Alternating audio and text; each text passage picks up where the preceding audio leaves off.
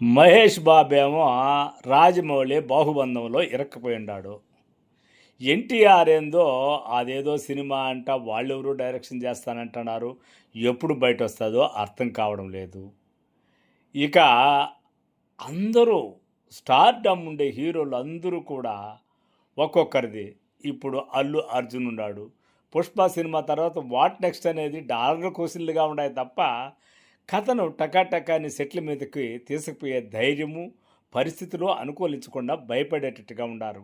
ఒక హిట్ ఇంత భారాన్ని మోస్తుందా అనే సంగతి ప్రభాస్ తర్వాతే ఎవరికైనా అర్థమయ్యేది.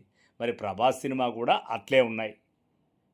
కేవలం సంవత్సరాల పాటికి మేకింగ్ పేరుతోనే పోతే సినిమా పరిశ్రమ ప్రొడక్షన్ ఏమైపోవాలా? కామన్ ఆడియన్ సినిమాలు ఎప్పుడు చూడాలా? అందుకే అటు ఇటు మీరెంత లేట్ చేస్తున్నారో అంత లేటుకు సినిమా జనాల్ని వదిలేసి ప్రేక్షకులు ఆన్లైన్లో అంటే అర్ధ చేతికే ఐఫోన్ వచ్చేసింది కదా, ఆండ్రాయిడ్ ఫోన్ వచ్చేసింది కదా, దీనిలో వచ్చేటివి రీల్స్ చూసుకుంటా గడిపేద్దాంలే, ఈ హీరోలు ఎప్పుడు వస్తే ఏమి రాకపోతేనేమి, వచ్చినప్పుడు కూడా వాళ్ళ రీళ్ళు వాళ్ళ సినిమాలు కూడా ఎటు సెల్లేకి వచ్చేస్తాయి కదా అనుకుంటున్నారు. కానీ థియేటర్ మీద ఇంట్రెస్ట్ పోయేటట్టుగా చేస్తున్నారబ్బా ఈ మేకింగ్ పేరుతో.